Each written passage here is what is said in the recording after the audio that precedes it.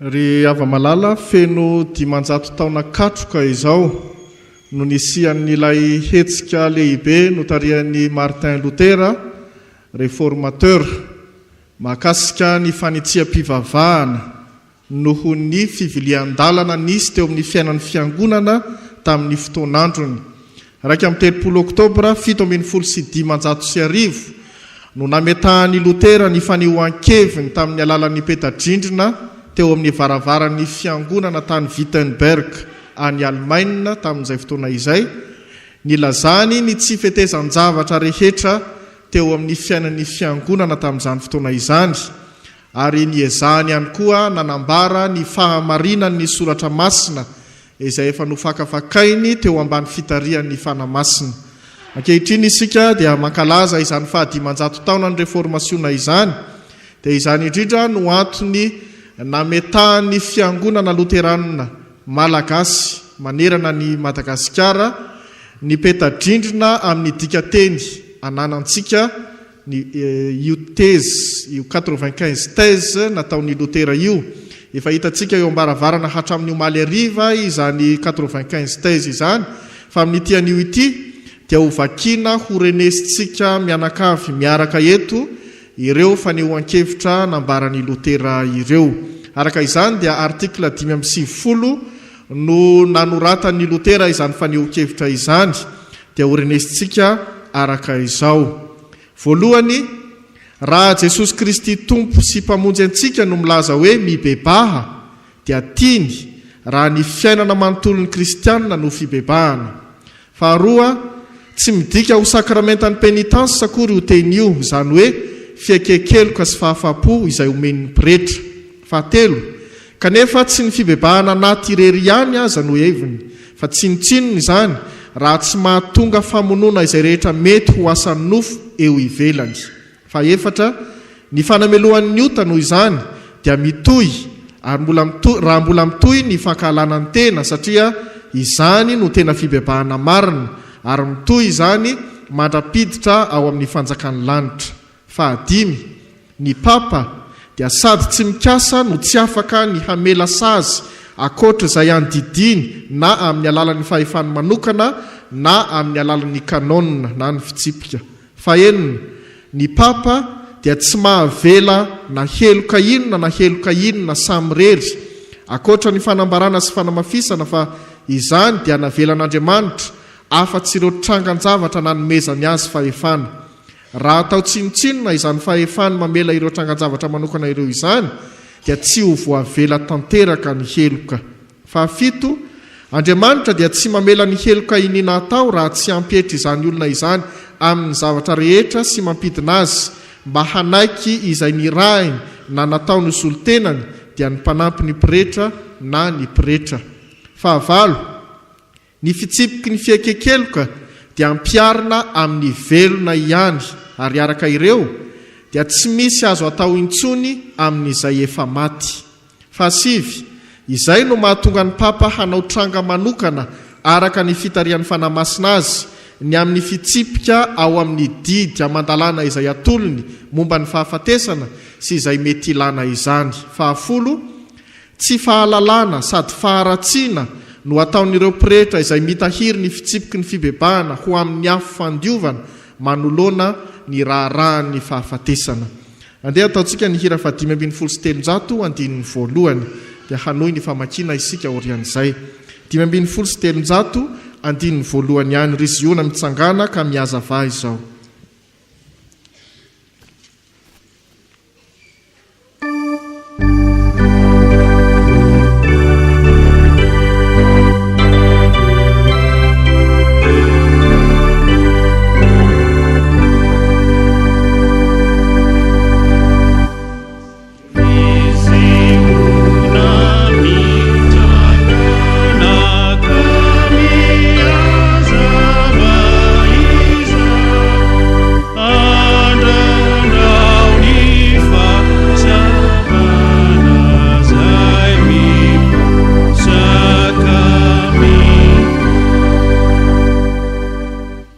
Fahafolo, tsy fahalalana sady faharatsiana no ataon'ireo mpirehetra izay metahiry ny fitsipiky ny fibebahana ho amin'ny afo fandivana manoloana ny raharaha ny fahafatesana. Faraika ambe folo azafady no tokony hanomboana azy.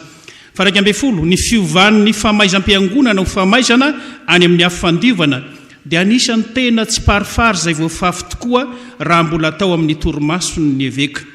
Faharoambe folo, tamin'ny andro fahiny ny fitsipiky ny fiangonana dia tsy nampiarina taoriana fatalohan'ny absolusionna na ny famitsorakeloka ho fitsapana ny fanenenana marina noho ny ota. Fahatelo ambe folo, ny maty dia afaka amin'ny fanamelohana rehetra amin'ny fahafatesana, efa matiny amin'ny fitsipiky ny fiangonana izy ireo ary tsy hiaran'izany intsony. Fahaefatra ambe folo, ny fiainam-bavaka sy ny fitiavana tsy tanteraka dia mahatonga tahotra lehibe amin'izay ho faty araky ny akelin'ny fitiavana no mahabe ny tahotra. Fahadimy ambe folo, io tahotra sy orooro io raha tsy hitanisa afa-tsy ireo dia efa maneho sahady ny fanamelohan'ny afo fandiovana satria tena akaiky ny orooro ny famozam-po izany. Fahaenina ambin'ny folo, ny elo ny afo fandiovana ary ny lanitra dia tahaka ny fahasamihafan'ny famozam-po, saritsary mpamozam-po ary fahazahoana antoka ny fandriam-pahalemana. Fahafito ambin'ny folo, amin'ireo fanahy any amin'ny afo fandivana dia tokony hiena ny horohoro ary tombo ny fitiavana. Fahavalo ambin'ny folo, tsy azo porofona na ara-tsaina na ara-tsoratra masina fa tsy manana fahamenrehana ny fanahy any amin'ny afo fandivana ka hitombo amin'ny fitiavana.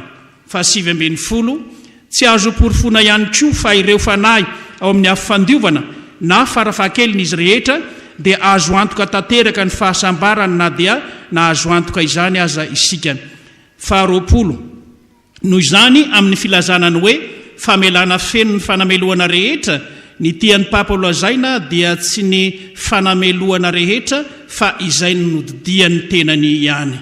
Ny andininy faharoa amin'ilay 5:13 teo.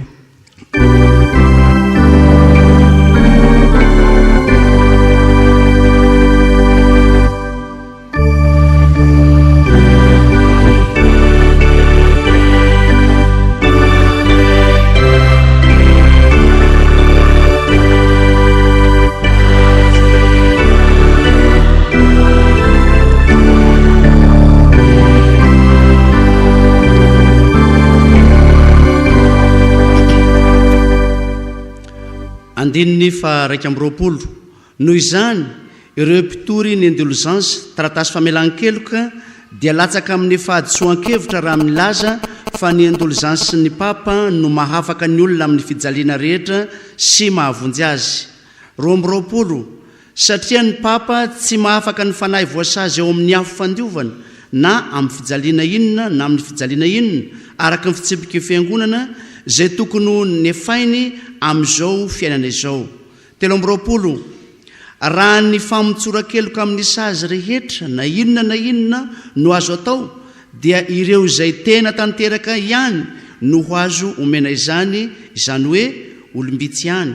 4:20, noho izany ity fampanantenana mahafinaritra sy anjiaby ny amin'ny famelanany heloka ho an'ny olona rehetra tsy akanavaka ity dia tena mamitaka tokoa ny akamaroan'ny olona. 5:20, ny fahefana izay nanan'ny papa amin'ny akapobeny momba ny afo fandiovana dia tahaka ny fahefana manokana izay ananan'ny eveka sy ny mpanampy ny pretra amin'ny fileovany na ny fitandremany ihany koa. 5:20, ny papa dia manao ny tsara raha manolotra famelan-keloka ho an'ny fanahy ao amin'ny afo fandiovana, tsy amin'ny alalan'ny fahefan'ny fanalahidy izay tsy ananany akory fa amin'ny alalan'ny vavaka ataony ho an'ny hafa ihany. 5:20, tena zavatra noforon'ny olona no torian'ireo milaza fa raha vatany vao mikorintsana ao amin'ny vatany vola dia misidina miala ao amin'ny afo fandiovana ny fanahy.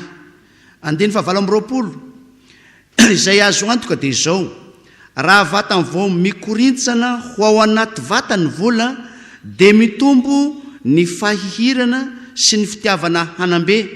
Ny vokatry ny vavaka fanelany alanina nataon'ny fiangonana nefa dia miankina amin'ny fahefan'Andriamanitra irery ihany.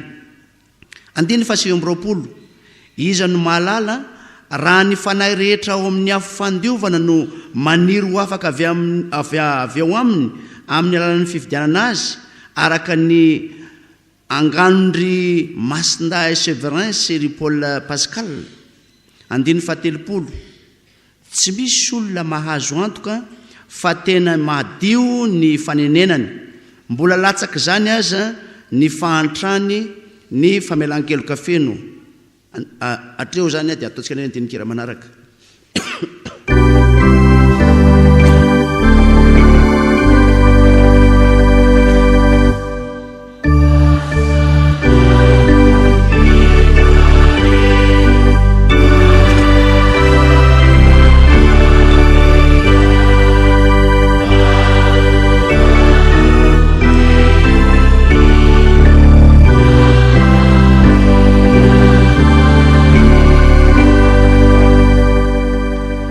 Raika amin'ny 30, mahalana ihany koa ny ahitana olona izay mividy indulgence tena izy tahaka ny tsy fahitana olona miaikeloka marina, izany hoe tena vitsy ny olona tahaka izany. 2:30, samy ho voaheloka mandrakizay miaraka amin'ireo mpampianatra azy ireo izay mino fa ny taratasy mpamelan-keloka na ny indulgence dia azo ny antoka fa voavonjy izy. 3:30, tsy maintsy alavirina mihitsy ireo olona milaza fa ny indulgence avy amin'ny papa dia fanomezan-dehibe omen'Andriamanitra ka amin'izany no ampihavan'ny olona aminy. 4:30, fa ireo fahasoavan'ny famelan-keloka ireo dia mahakasika ny famaizan'ny fahafaham-po sakramentaly ihany, ary izany dia zavatra izay namboarin'ny olombelona ihany. 5:30, mitory fampianarana tsy kristianina ireo izay mampianatra fa tsy ilaina ny fanenenana ho an'ireo mikasa hividy ny fanahin'ireo amin'ny afandiovana na ireo te hividy ny taratasy mpamelan-keloka. 6:30, ny kristianina rehetra mibebaka marina noho ny fahotany no manana zo hahazo famelan-keloka tanteraka amin'ny fahotany sy ny famaizana azy, na dia tsy manana ny karatry ny indulgence sakory aza izy. 7:30, ny kristianina marina rehetra na velona na maty dia manana anjara amin'ny fitahian'ny Kristy rehetra sy ny fiangonana, ary izany dia omen'Andriamanitra azy na dia tsy misy ny taratasy mpamelan-keloka aza. 8:30, na dia izany aza ny famelan-keloka sy ny fandraisana anjara amin'ireo fitahian'ny fiangonana izay natolotry ny papa dia tsy tokony atao tsinotsinona, satria ireny araka izay nolazaiko dia fanambarana ny famelan-keloka avy amin'Andriamanitra. 9:30, tena sarotra mihitsy, eny na dia ho an'ireo teolojianina tena maranitra aza ny manandratra avo eo amin'ny olona ny herin'ny famelan-keloka sy ny filanan'ny fanenenana marina amin'ny fotoana iray.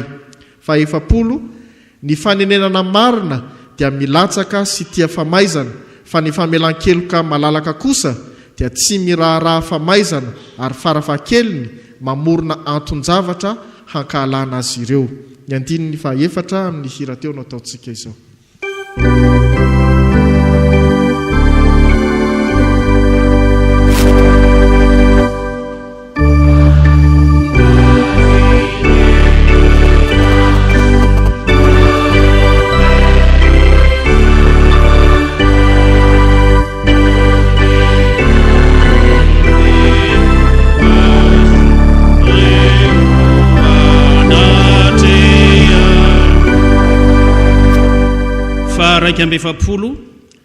Ny famelan-keloka apôstôlika dia tsy maintsy toriana amin'ny mpitandremana mba tsy hahatonga ny olona eritreritra azy ireo ho tsara kokoa noho nyreo asa soa vokatry ny fitiavana. 12:20, ny kristianina dia tsy maintsy ampianarina fa ny papa dia tsy mihevitra ny fividianana famelan-keloka ho azo hoarina na amin'ny fomba inona na amin'ny fomba inona amin'ny asa mpamendram-po. 13:20, mila ampianarina ny kristianina fa izay manome ny mahantra mampisambotra ny tsy manana no manao asa tsara kokoa noho ny mividy indulgence. 14:20, satria ny fitiavana dia mitombo amin'ny alalan'ny asan'ny fitiavana ary ny olona mihatsara hatrany, fa amin'ny alalan'ny famelan-keloka kosa dia tsy mitombo ho tsara ny olona fa afaka amin'ny famaizana fotsiny. 15:20, mila ampianarina ny kristianina fa izay mahita ny tsy fananan'ny namany ka mamela azy amin'ny fahoriana mba hazahoana mividy indulgence dia tsy ny indulgence no vidiny fa ny fahatezeran'Andriamanitra. Fahaenina amby efapolo, mila ampianarina ny kristianina fa raha tsy manana mihoatra izay ilaina izy dia voafatotra izay ilainy ho an'ny ankohonany ihany izy, raha tsy izany dia mandanindany foana ho amin'ny fividianana ny taratasy famelan-keloka. Fahafito amby efapolo, mila ampianarina ny kristianina fa ny fividianana ny taratasy famelan-keloka dia zavatra tao ankahalalahana ihany fa tsy antery akory. Fahavalo amby efapolo, mila ampianarina ny kristianina fa ny papa amin'ny fanomezan'ny taratasy famelan-keloka dia mila ary noho izany maniry vavaka mafonja kokoa noho ny vola izay aterin'ny olona.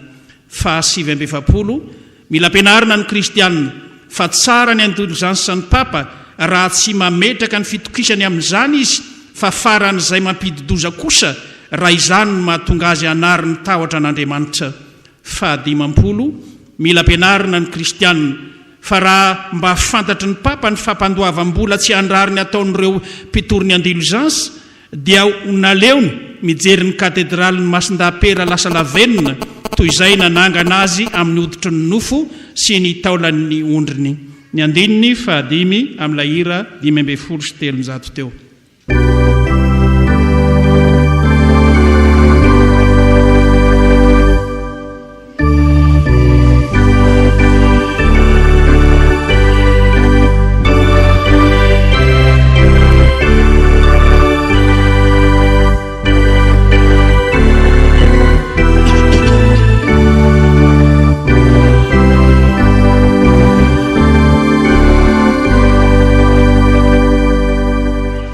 Andininy faharaiky amby dimampolo, mila ampianarina ny kristianina fa fanoren'ny papa izay adidiny raha teo ny manome avy amin'ny volany manokana sy ny varotana raha ilaina ny fiangonan'ny masindaha-piera ho amin'ny akamaroan'ny olona izay akan'ny mpivory ny indulgence vola. Faharoa amby dimampolo, tsinotsinona ny fahazoanantoka ny famonjena amin'ny taratasy famelan-keloka na dia ny tandapan'ny papa aza, eny na izy tenany mihitsy aza no mahafoy ny ainy ho antoka amin'izany. Telo amby dimampolo, fahavalon'i Kristy sy ny papa izay mibaiko ny fitoriana ny tenin'Andriamanitra hangina amin'ny fiangonana sasany mba hitoriana ny fivarotana taratasy famelan-keloka amin'ny hafa. Efatra amby dimampolo, tena fanazimbazimbana ny tenin'Andriamanitra raha amin'ny fitoriana amin'ny fotoana mitovy na lava kokoa dia ny mandany fotoana amin'ny taratasy famelan-keloka noho ny amin'ny tenin'Andriamanitra. Dimy amby dimampolo, izao no tsy maintsy ho hevitry ny papa raha ny indulgence izay tsy misy antony loatra no omena lakolosy iray sy voninahitra iray ary feti-piangonana iray. Ny filazany tsara izay be vidy tsy hita anavanavana kosa dia tokony ankalazaina amin'ny lakolosy 100 sy voninahitra 100 ary fomba 100. Enina amby dimampolo, ny rakitry ny eglizy izay akan'ny papa ny indulgence dia tsy tena voninahitra loatra ary tsy dia fantatry ny vahoaka kristianina loatra.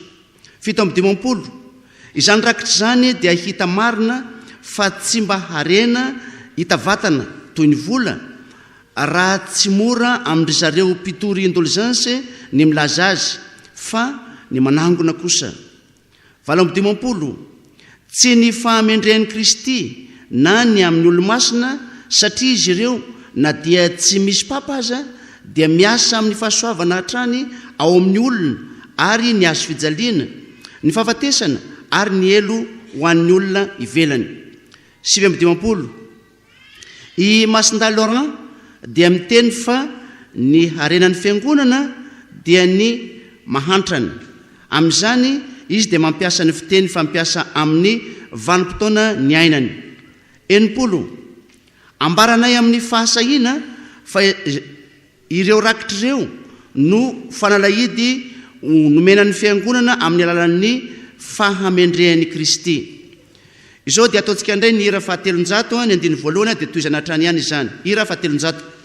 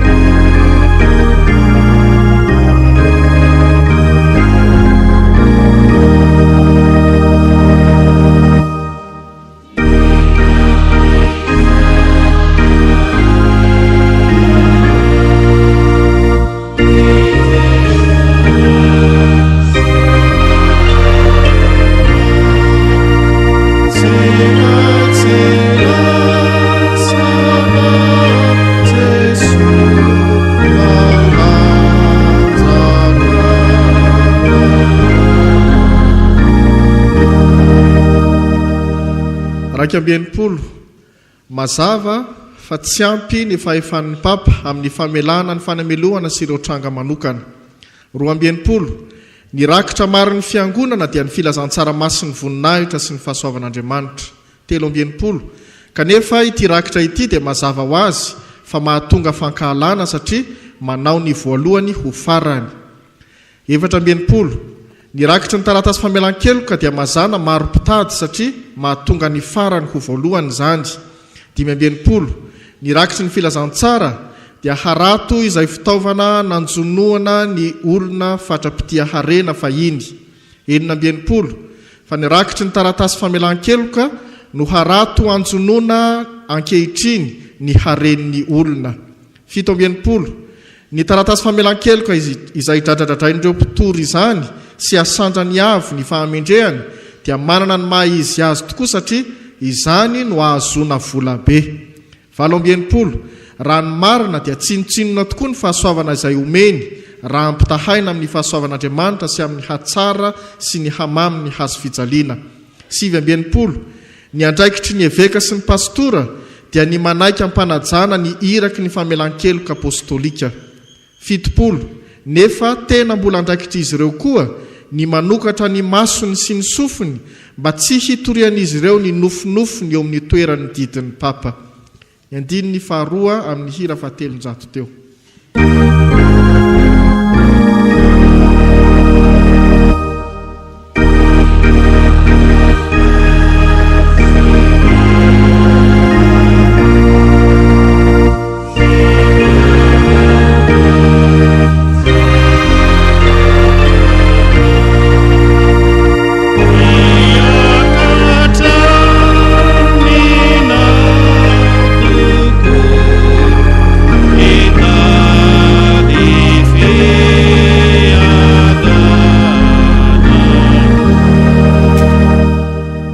Raika amin'ny fitopolo voaozona izay miteny manohitra ny fahamarina ny famelan-keloka apostolika.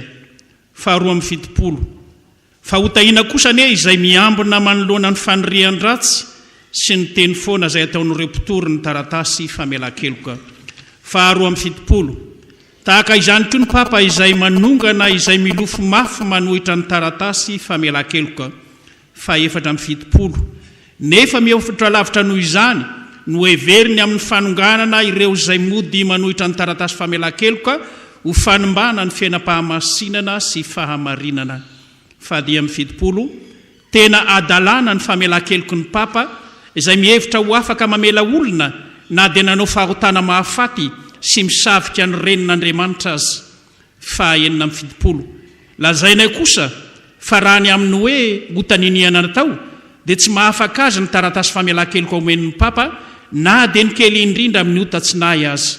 Fahafito amin'ny fitopolo raha lazaina fa na dia masin-dapera azy raha izy no papa amin'izao andro izao no tsy afaka manolotra fahasoavana lehibe dia fitenenany ratsy any masin-dampera sy ny papa izany. Fahavalo amin'ny fitopolo ny mifanohitra amin'izany dia milaza izahay fa na dia ny papa kehitriny azy na ny papa na iza na izy dia manana fahasoavana lehibe kokoa eo ampelantanany. Fahasivy amin'ny fitopolo ny filazana fa ny azo fijaliana no aingona ny fiadian'ny papa atsangany mpitory taratasy famelan-keloko zany dia mitovy asina amin'ny azo fijalian'i Kristy dia tena fitenenany ratsy zany. Fahavalopolo ny eveka ny mpanampy azy ary ireo teolojianina izay mamela ny fampelezana amin'ny vahoaka ny teny toy izany dia tsy maintsy hampamoana ny amin'izany izy. Ny andininy manaraka amin'ilay hira fahatelonjato teo.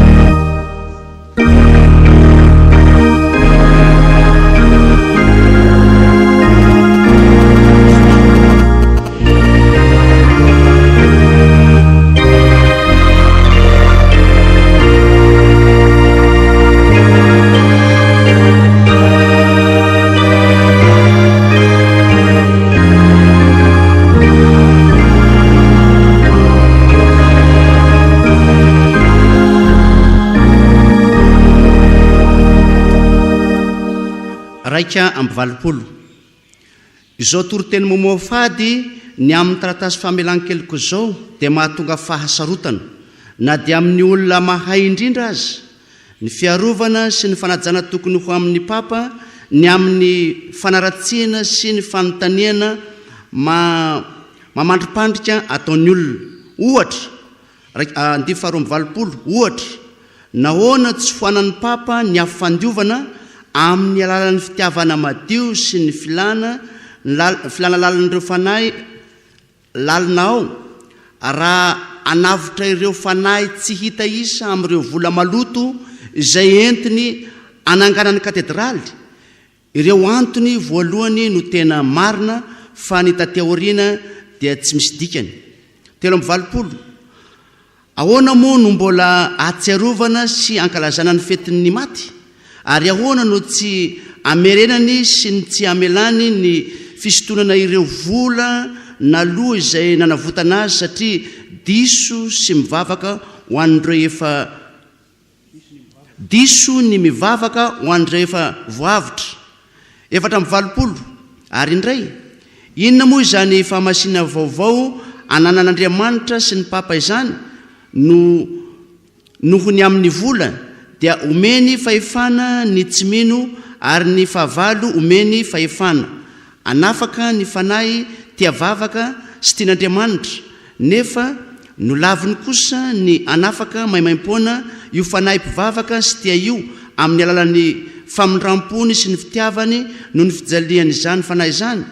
5 ary indray nahoana ireo fitsipiky ny fiangonana momba ny fibebahana efa hatramin'ny ela no eo amin'izao toerana misy azy izao izay efa foana noho ny fahafatesana ary ankehitriny afa-po indray amin'ny alalan'ny fanomezana ny taratasy famelan-keloka toy ny hoe mbola velona sy manan-kery.